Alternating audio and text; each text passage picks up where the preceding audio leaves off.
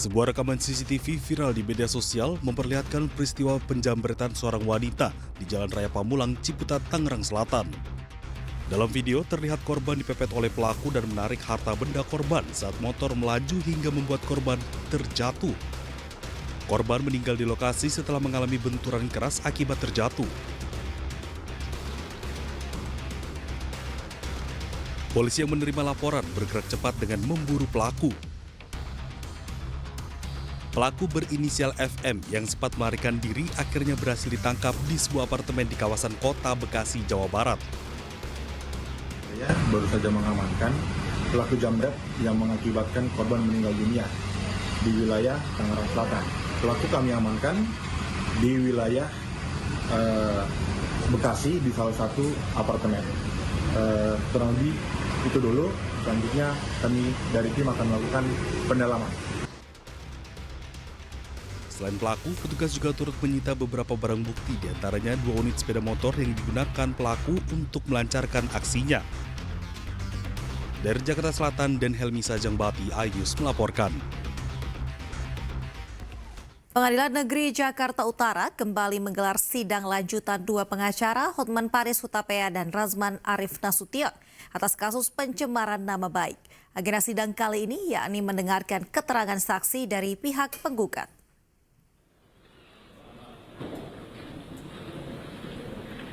Sidang kasus dugaan pencemaran nama baik yang melibatkan pengacara Hotman Paris dan Razman Arif Nasution digelar tertutup. Agenda sidang yaitu mendengarkan keterangan saksi penggugat yakni Hotman Paris Hutapea yang menjadi korban atas dugaan pencemaran nama baik yang dilakukan oleh Razman Arif Nasution.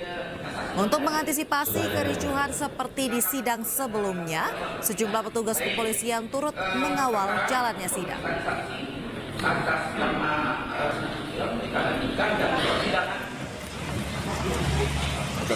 Namun dalam sidang lanjutan hari ini harus ditunda lantaran Hotman Paris yang menjadi saksi korban dalam sidang tengah sakit dan langsung dibawa keluar persidangan untuk mendapatkan perawatan. Sidang akan dilanjutkan pada Kamis 27 Februari mendatang.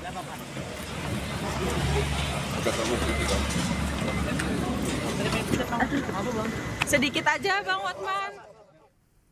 Diketahui sebelumnya kericuhan terjadi saat sidang kasus dugaan pencemaran nama baik antara Razman Arif Nasution dan Hotman Paris. Pasca persidangan keduanya saling sindir melalui media sosial.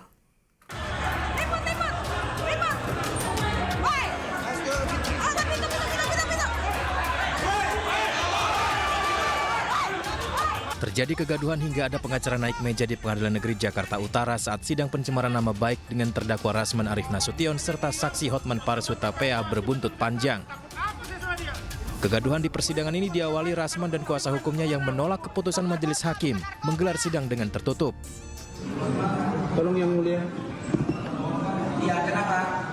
Ini seharusnya tidak ada yang harus tertutup untuk umum Yang Mulia. Karena chattingan ini sudah beredar di mana-mana. Dan saudara Hotman ini sudah bicara di mana-mana. Dan kasus Vina Eki juga ada kaitannya dengan pelecehan seksual, bahkan dibunuh. Tolong yang adil Yang Mulia. Kami minta supaya media meliput secara live Yang Mulia. Kegaduhan pun tak terhindarkan. Kemudian di media sosialnya, Hotman Paris meminta pemerintah menindak tegas kegaduhan yang terjadi di persidangan. Coba Anda lihat viral di mana-mana, ada seorang advokat di dalam persidangan pakai jubah advokat, naik ke meja persidangan dan menginjak-injak. Naik ke meja persidangan tim advokat dan menginjak-injak di atas meja. Ini adalah kebrutalan pertama dalam sejarah hukum Indonesia. Kami mengharapkan agar Otto yang kebetulan mantan pengacara segera mengusulkan kepada Ketua Mahkamah Agung agar oknum pengacara ini tidak diizinkan praktek sebagai pengacara di seluruh wilayah hukum Indonesia. Sementara itu, Razman meminta publik melihat peristiwa secara menyeluruh. Razman menegaskan dirinya tidak takut dipenjara. Kalian pikir Razman ini takut? Nah, pengadilan Buya masuk penjara, Soekarno masuk penjara, demi hukum saya lebih gila dari Alvin Lim. Kalian tidak takut masuk penjara. Saya tidak main-main.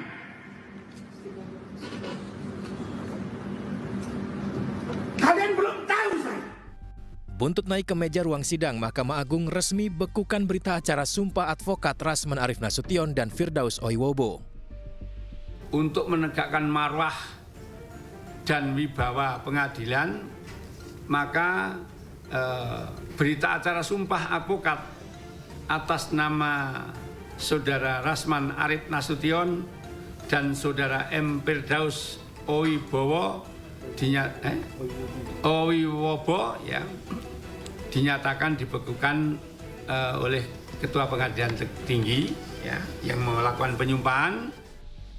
Dalam pembelaannya di program Rakyat Bersuara, Rasman Nasution merasa diperlakukan tidak adil dalam persidangan hingga akhirnya tim pengacaranya bertindak keras. Tapi saya nyembah begini tidak dihargai.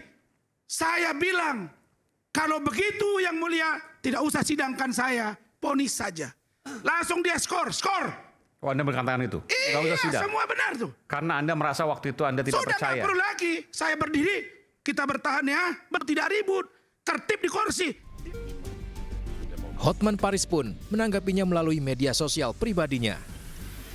Bagi klien-klien yang pengacaranya sudah mengucapkan kata-kata kasar terhadap hakim, seluruh hakim akan tidak suka sama oknum kayak gitu. Cepat cari pengacara yang bisa dipercaya dan tidak dimusuhi oleh para aparat hukum. Sebelum terlambat, cari pengacara yang tepat. Namun Mahkamah Agung menegaskan keputusan pembekuan sumpah advokat ini merupakan langkah tegas dalam menjaga integritas dan ketertiban di lingkungan peradilan.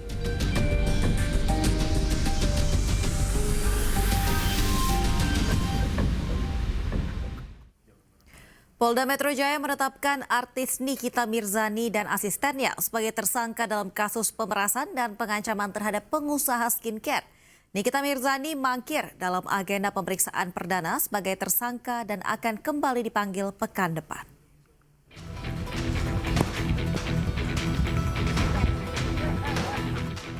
Setelah melakukan serangkaian pemeriksaan dan melakukan gelar perkara, penyidik Direktorat Siber Polda Metro Jaya menetapkan artis Nikita Mirzani atau Nikmir dan asistennya berinisial IM sebagai tersangka terkait kasus pemerasan dan pengancaman terhadap seorang pengusaha produk kecantikan atau skincare bernama Reza Gladys. Polisi menyebut penetapan tersangka artis Nikita Mirzani dan asistennya berdasarkan alat bukti yang cukup yang dikantongi penyidik. Benar, ya, penyidik di Reserse Siber Polda Metro Jaya telah menetapkan 2 tersangka dalam proses penyidikan tersebut. Yang pertama saudari NM, yang kedua saudara IM. Ya. Penyidik telah menetapkan tersangka terhadap kedua orang ini berdasarkan bukti yang cukup dan berdasarkan hasil gelar perkara. Pekan depan, penyidik Direktorat Siber Polda Metro Jaya akan melayangkan surat panggilan kedua kepada Nikita Mirzani dan IM untuk diperiksa sebagai tersangka setelah mangkir dalam pemeriksaan yang dijadwalkan pada hari ini. Melalui kuasa hukumnya, Nikmir meminta penundaan pemeriksaan lantaran ada pekerjaan yang tidak bisa ditinggalkan atau diwakilkan. Dalam kasus ini, Nikita Mirzani dan asistennya dijerat pasal berlapis tentang dugaan tindak pidana pemerasan, Undang-Undang ITE, dan tindak pidana pencucian uang dengan ancaman paling lama 20 tahun penjara. Dari Jakarta, Den Helmi Sajangbati, iNews melaporkan. Setelah dirinya dan asistennya ditetapkan sebagai tersangka dalam kasus pemerasan dan pengancaman terhadap pengusaha skincare, artis Nikita Mirzani beri tanggapan di akun Instagram pribadinya. Nikita terlihat tenang dan penuh senyum. Hai guys, selamat sore. Aku kan tadi janji mau bikin video, tapi aku buru-buru karena harus bekerja. Jadi nanti aku akan bikin videonya dan akan aku posting di feed setelah aku bekerja. Dan aku juga mau ngucapin banyak-banyak terima kasih buat orang-orang yang tidak aku kenal yang sudah support aku sedemikian rupa. Terima kasih banyak cuma bisa bilang terima kasih. Dan buat orang-orang yang merasa happy atau senang karena tahu hari ini aku ditetapkan jadi tersangka, selamat bersenang-senang menikmati happyan kalian ya. Aku kerja dulu, nanti habis itu aku bikin video. Musisi Faris RM terancam hukuman 5 hingga 20 tahun penjara akibat penyalahgunaan narkoba. Pasalnya setelah 3 kali masuk jeruji, ia lagi-lagi tersandung kasus dugaan penyalahgunaan narkotika.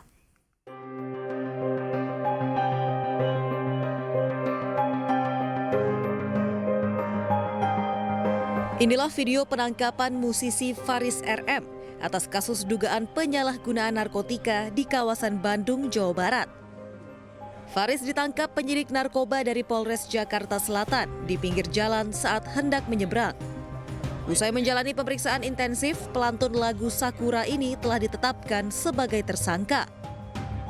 Ini adalah keempat kalinya Faris RM berurusan dengan hukum karena kasus narkoba, yaitu tahun 2007, 2011, dan 2015. Untuk barang bukti yang kita sita sementara yaitu jumlah sabu 0,89 gram dan barang bukti ganja dengan jumlah 7,4 gram. Untuk modus operandinya, tersangka ADK dalam kasus ini adalah sebagai suruhan dari tersangka FRM untuk membeli narkotika jenis sabu dan ganja yang menjadi barang bukti dalam kasus ini. Dan pelaku ADK tersebut dalam setiap pembelian barang bukti tersebut disuruh oleh tersangka FRM mendapat upah sebesar 100 sampai 200 ribu rupiah. Sementara itu, Faris RM meminta maaf pada anak dan istrinya atas peristiwa yang menimpanya. Ia juga memohon doa agar kasus ini berjalan lancar. Ya, Assalamualaikum warahmatullahi wabarakatuh. Pertama saya mohon maaf pada keluarga, pada istri dan anak-anak saya, dan juga pada rekan-rekan terkait pekerjaan profesi saya atas kejadian ini yang mana tidak diharapkan. Oleh karenanya saya ingin mohon doa teman-teman semua, doa keluarga, dan doa agar proses hukum atas pelanggaran yang saya lakukan dapat berjalan dengan. Faris RM dalam kasus ini telah terlibat penyalahgunaan narkoba sebanyak 4 kali. Ia dikenakan pasal 111 ayat 1 dan 112 ayat 1 dengan ancaman hukuman penjara 5 sampai 20 tahun penjara. Dari Jakarta, tim liputan iNews melaporkan. Kericuhan terjadi saat ratusan mahasiswa Indramayu, Jawa Barat menggelar aksi unjuk rasa di depan kantor DPRD Kabupaten Indramayu. Sesaat lagi tetap bersama kami di iNews Malam.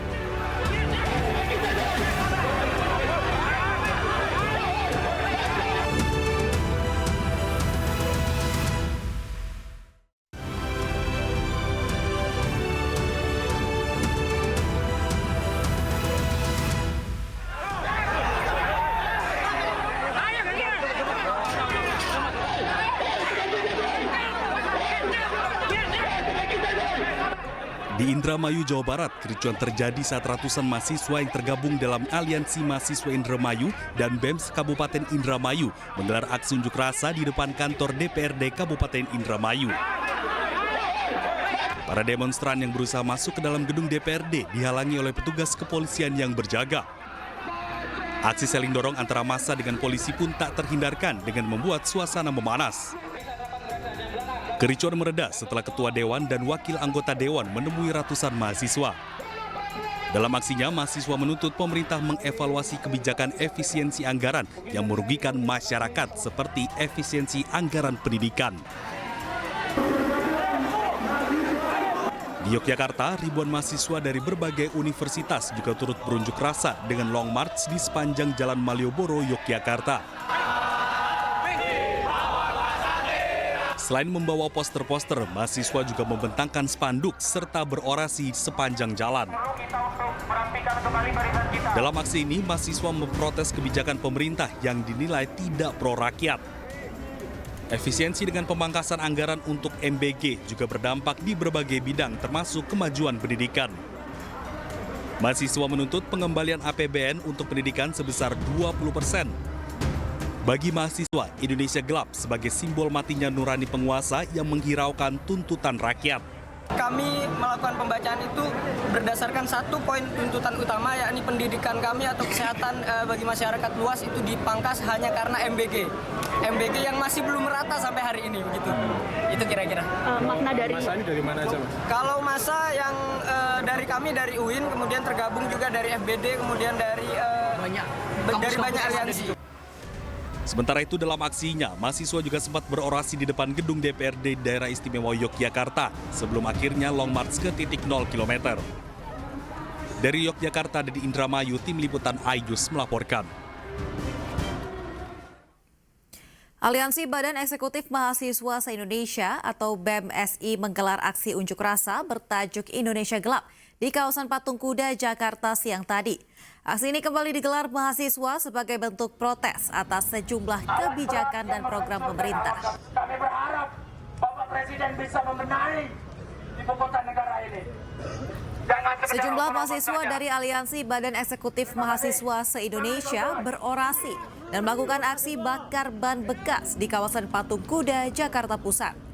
Aksi bertajuk Indonesia Gelap ini kembali digelar mahasiswa sebagai bentuk protes atas sejumlah kebijakan dan program pemerintah. Massa berorasi menuntut pemerintah mengkaji ulang instruksi Presiden terkait efisiensi anggaran, evaluasi program makan bergizi gratis, hingga transparansi status pembangunan dan pajak rakyat. Aksi disebut akan terus berlangsung hingga adanya perwakilan dari Istana Negara yang bersedia menemui mereka.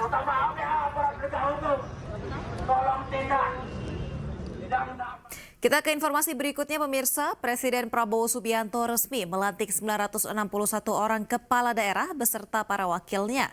Pelantikan serentak ini pertama kali dilakukan dalam sejarah.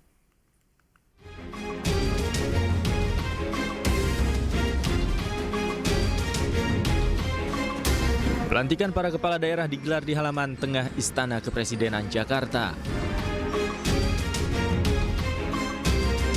Setelah itu, acara dilanjutkan dengan menyanyikan lagu Indonesia Raya.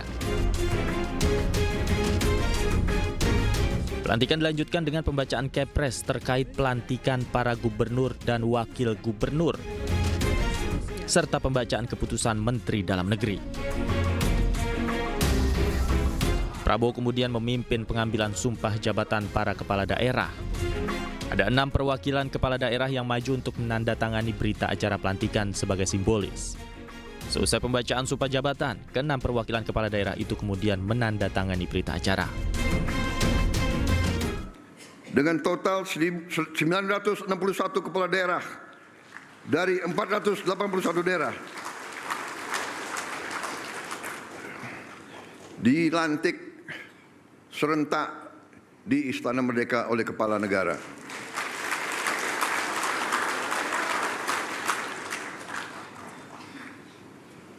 Saudara-saudara sekalian, ini juga menunjukkan kepada kita sekalian betapa besar bangsa kita.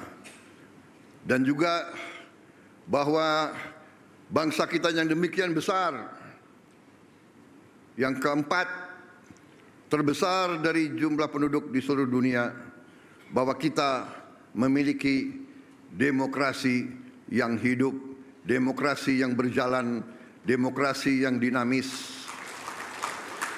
Saudara-saudara yang berdiri di depan saya berasal dari partai-partai yang berbeda-beda. Saudara-saudara telah melaksanakan suatu kampanye yang tidak ringan. Saudara telah turun ke rakyat, saudara telah meminta kepercayaan rakyat, dan alhamdulillah saudara berhasil meraih kepercayaan rakyat masing-masing. Pelantikan kepala daerah ini merupakan yang pertama kali digelar secara serentak di Istana Kepresidenan. Selesai dilantik, para kepala daerah akan mengikuti retret atau pembekalan di Akademi Militer Magelang, Jawa Tengah dari tanggal 21 hingga 28 Februari 2025. Dari Jakarta, tim liputan iNews melaporkan. Sejumlah mantan Gubernur DKI Jakarta menghadiri acara serah terima jabatan Pramono Anung dan Rano Karno atau Bang Dul sebagai Gubernur dan Wakil Gubernur Jakarta. Sertijab digelar setelah Pramono dilantik di Istana.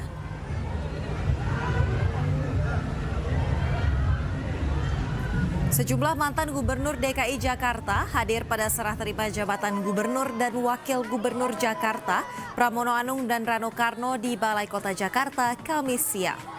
Sekitar pukul 11.30 waktu Indonesia Barat, mantan Gubernur DKI Jakarta Basuki Cahayapurnama alias Ahok hadir dengan setelan jas dan dasi merah. Tak lama berselang, mantan Gubernur DKI Jakarta Anies Baswedan juga hadir di Balai Kota Jakarta. Ahok dan Anies nampak kompak hadir dalam acara sertijab tersebut.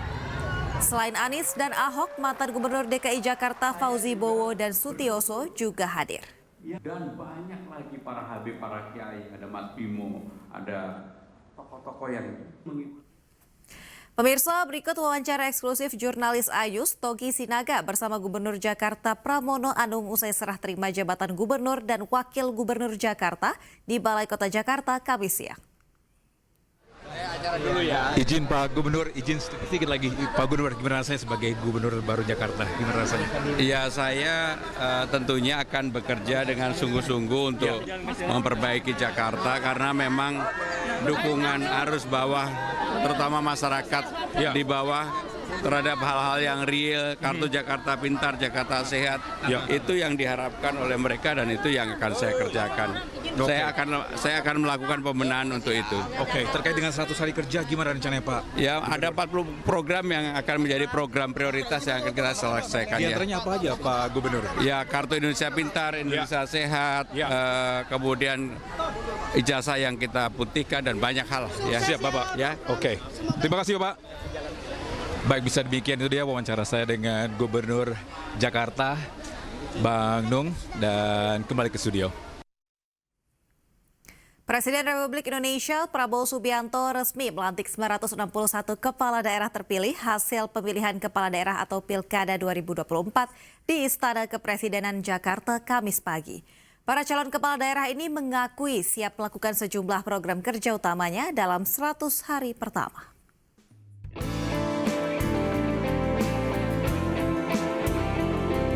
Pelantikan serentak kepala daerah seluruh Indonesia dilakukan di Istana Kepresidenan Jakarta Kamis pagi. Presiden RI Prabowo Subianto secara resmi melantik 961 kepala daerah hasil Pilkada 2024. Usai dilantik, sejumlah kepala daerah akui siap turun ke masyarakat untuk menjalankan sejumlah program prioritas. Salah satunya Gubernur Sumatera Selatan yang akan mendukung program pemerintah di swasembada dan mandiri pangan. Pelantikan hari ini kan tentu saya sebagai pejabat yang menjalani jabatan kedua, terbukti masyarakat masih percaya dengan program-program lama untuk diteruskan, maka kita tetap konsisten untuk menjadikan Sumatera Selatan sebagai penyangga pangan nasional. Jadi kalau kemandiran pangan untuk daerah kita sudah tercapai itu. Tapi sekarang kita ingin menjadi penyangga pangan nasional, di mana pemerintah pusat juga stop import pangan. Jadi Sumatera Selatan menganggap ini sebuah berita baik dan tentu agar semangat petani lebih terpacu untuk produktivitasnya kita tingkatkan. Itu. Sebelum memantapkan langkah dalam menjalankan programnya, para kepala daerah ini juga akan terlebih dahulu mengikuti retret di Magelang, Jawa Tengah selama sepekan mulai Jumat besok hingga 28 Februari mendatang. Dari Jakarta, Esra Ambarita, Rizky Julianto, iNews melaporkan. Jelang kegiatan retret yang diikuti ratusan kepala daerah di Akademi Militer Magelang, sejumlah titik lokasi sudah siap digunakan, salah satunya Wisma Sumbing.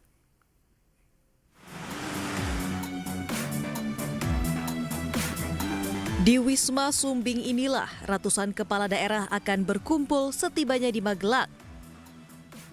Sebanyak 5 tenda besar disiapkan oleh penyelenggara dan pihak Akmil di bagian belakang Wisma yang berada di Jalan Gatot Subroto, Komplek Akademi Militer Kota Magelang, Jawa Tengah.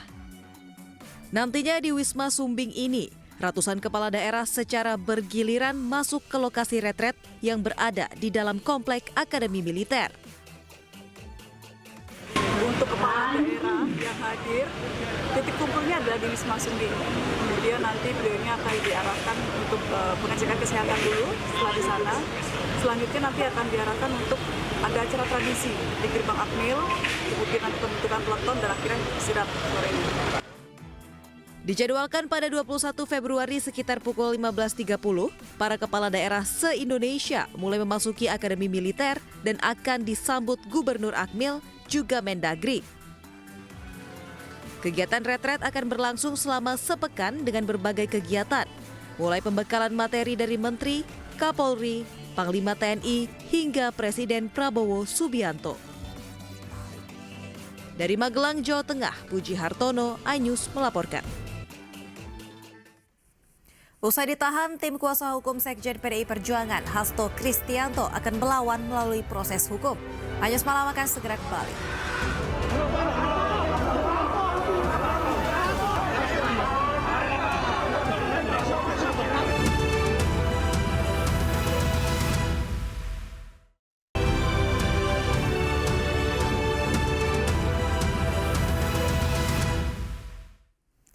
Anda kembali di iNews Malam pemirsa, Komisi Pemberantasan Korupsi resmi menahan Sekjen PDI Perjuangan Hasto Kristianto. Hasto ditahan selama 20 hari ke depan. Siapa?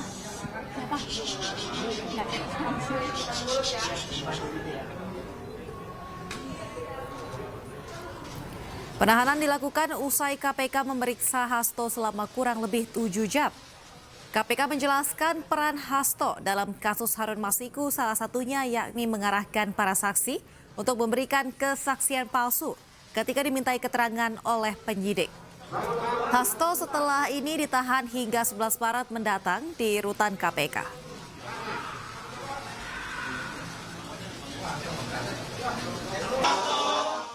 Selain itu, Saudara HK mengumpulkan beberapa orang terkait dengan perkara Harun Masiku dan mengarahkan agar orang-orang tersebut pada saat nanti dipanggil oleh KPK tidak memberikan keterangan yang sebenarnya, di mana diduga tindakan tersebut bertujuan untuk merintangi serta mempersulit proses penyidikan perkara suap yang sedang berjalan.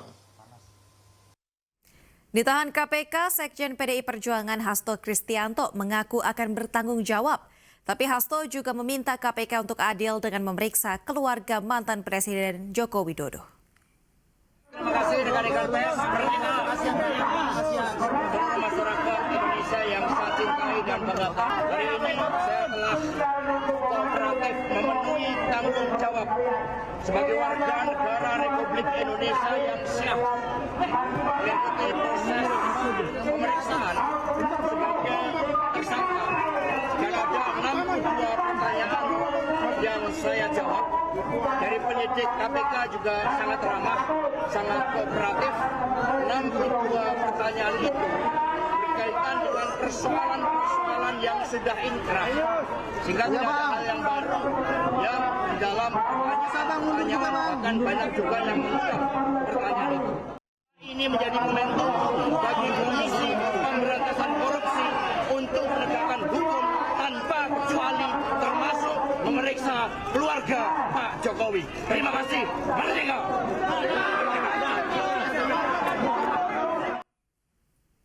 Usai ditahan, pengacara Hasto Kristianto, Magdir Ismail menyebut akan melawan melalui proses hukum terkait penahanan Hasto Kristianto.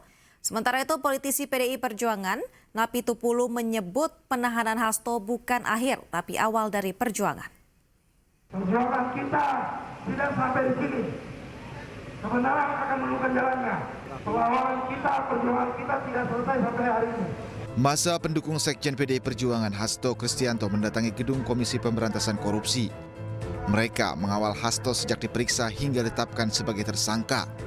Masa pendukung Hasto ini membakar ban dan menyerukan sejumlah tuntutan. Dalam aksi ini, politisi PDI Perjuangan Adian Napi Tupulu dan pengacara Hasto, Magdir Ismail, berorasi di mobil komando. Dalam orasinya, Magdir Ismail menyebut pihaknya akan melawan melalui proses hukum terkait penetapan tersangka Hasto. Ini bukan akhir. Ini adalah awal kita melakukan perlawanan.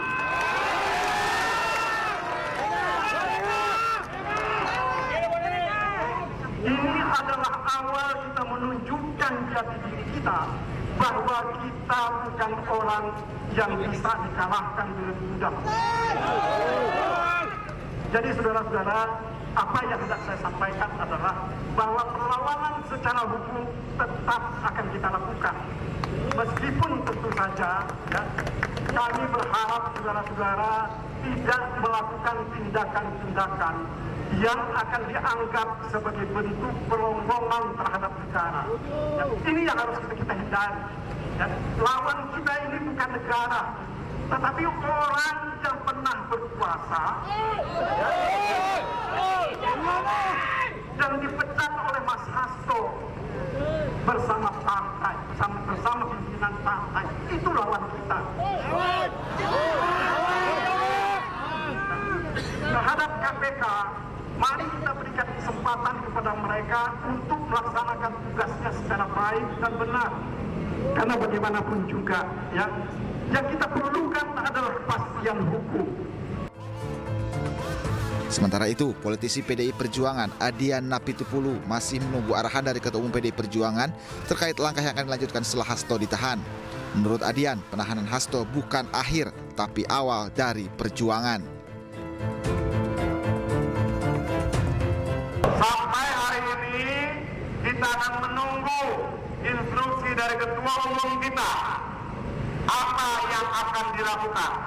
Tapi percayalah bahwa apa yang disampaikan Pak Magdir ini bukan akhir, ini awal. Banyak orang malam ini mungkin tertawa terbahak-bahak, tapi pemenang sejati akan tertawa di akhir nanti. Sementara itu, usai diumumkan tersangka, KPK telah menahan Hasto Kristianto. Hasto ditahan selama 20 hari ke depan untuk kepentingan penyelidikan. Tim Liputan iNews melaporkan. Sebelum ditahan, Sekjen PDI Perjuangan ajukan pra-peradilan namun ditolak oleh Hakim PN Jakarta Selatan. Sementara Ketua Umum PDI Perjuangan Megawati Soekarno Putri sempat menyebut akan mendatangi KPK jika Hasto ditahan. Kabur atau tidak jelas, menyatakan permohonan pra-peradilan pemohon tidak dapat diterima, maka persidangan selesai dan ditutup. Hakim Tunggal Pengadilan Negeri Jakarta Selatan menolak pra-peradilan Hasto Kristianto 13 Februari lalu. Hakim menyatakan pra-peradilan Hasto kabur atau tidak jelas. Ditolaknya pra-peradilan ini, status tersangka Hasto sah. KPK pun kembali memanggil Hasto untuk diperiksa pada Senin 17 Februari lalu. Namun, Sekjen PDIP ini tidak hadir karena mengaku telah mengajukan pra-peradilan kedua di hari tersebut. PDIP pun meminta KPK menghormati proses hukum yang berlaku. Penyidik KPK mengirimkan panggilan. Oleh sebab itu, kami meminta agar pihak KPK menghormati proses hukum yang ada, karena belum ada putusan pengadilan terkait menguji sah tidaknya status tersangka dari Mas Hasto Kristianto. Terkait kasus dugaan suap dan perintangan penyidikan yang menjeratnya, Hasto, kasus ini merupakan bentuk kriminalisasi dan tak terlepas dari kepentingan politik kekuasaan. Namun Hasto menekankan akan kooperatif dalam menjalani proses hukum. Pada Kamis 20 Februari 2025, Hasto penuhi panggilan KPK dan diperiksa hingga akhirnya ditahan. Terkait penahanan ini, Ketua Umum PDI Perjuangan Megawati Soekarno Putri sempat menyebut akan datangi KPK jika Sekjen PDIP ditahan. Kalau dia ditangkap, saya hidup. Apa namanya? Siapa yang gara-gara kamu mau ditangkap nih, siapa namanya? Untuk karena Harun Masiku itu tahun 2019. Coba ayo anti hukum berani hitung berapa semuanya yang ditahan. Kalau Hasto itu ditangkap, saya datang. Ya, saya nggak bohong. Kenapa? Saya ketua mau bertanggung jawab kepada warga saya. Dia adalah sekjen.